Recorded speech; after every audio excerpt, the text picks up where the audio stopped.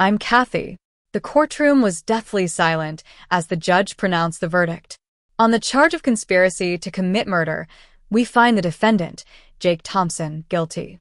On the charge of attempted murder in the first degree, guilty. On the charge of conspiracy in the deaths of my parents, guilty. The words echoed in my ears, and a wave of relief washed over me. It was finally over.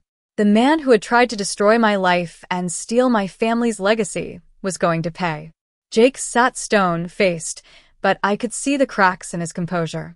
He had thought he could get away with his elaborate scheme, but he was wrong. As I looked at him, I felt nothing but a cold sense of justice.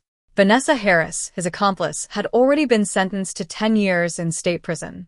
She had turned on Jake in a desperate bid for leniency, and her testimony had been crucial in building the case against him. I remembered the moment I first suspected something was wrong. It was a rainy Tuesday, and I had decided to surprise Jake at his office. His secretary's reaction was off, and when I opened the door to his office, it was empty. But the soft, feminine laughter I heard still haunts me to this day. It was the first crack in the trust one had placed in Jake. Before that fateful day, my life had been a dream. I was born into a wealthy family. My father, Henry Thompson, was a tough, but fair businessman who built Thompson Construction into a major player in the city. He was a man of integrity, always standing up for what he believed in. My mother, Laura Thompson, was gentle and kind, the heart of our family.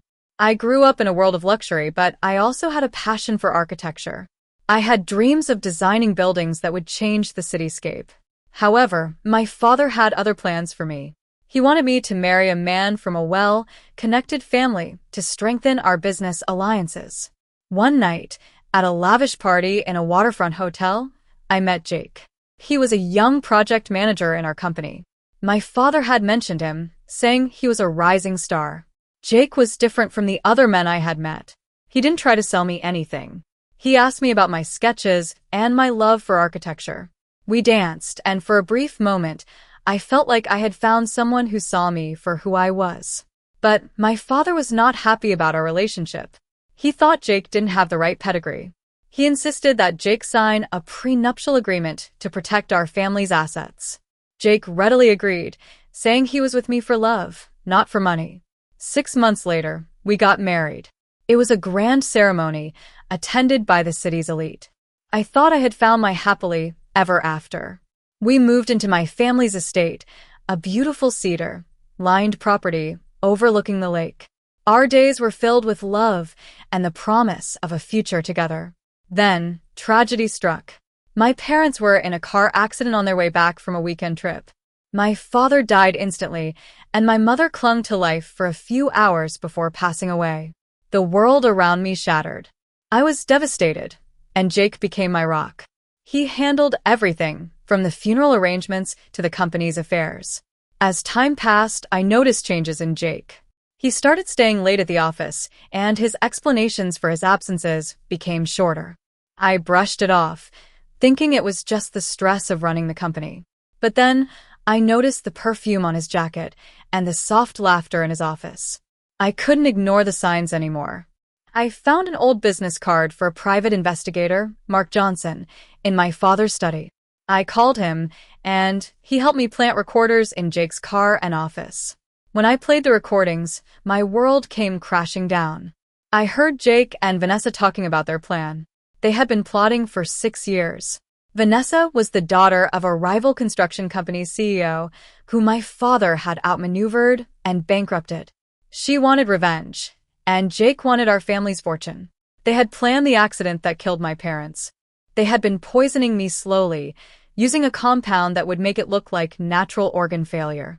Jake had been so charming, so loving, but it was all a lie. I knew I had to be careful. I started spitting out the tea he made for me and vomiting to make sure I wasn't poisoned. I contacted Mark, and he helped me gather evidence.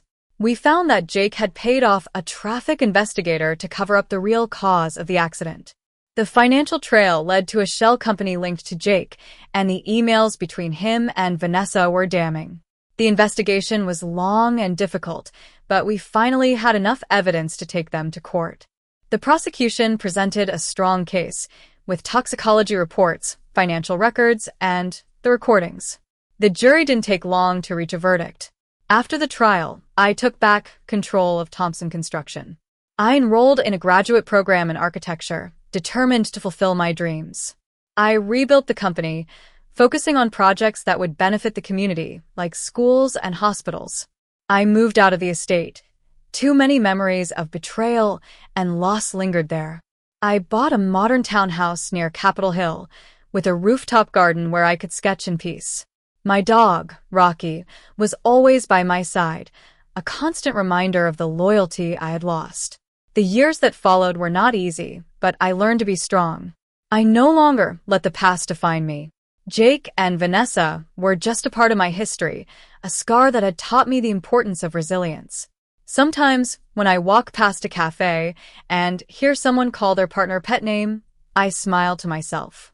I know that I have come a long way, and I am stronger because of what I have been through. Justice may not always be loud and dramatic, but it is there, in the quiet moments of rebuilding and healing. I have kept my promise to my parents. I have protected what they built, and I have built something new.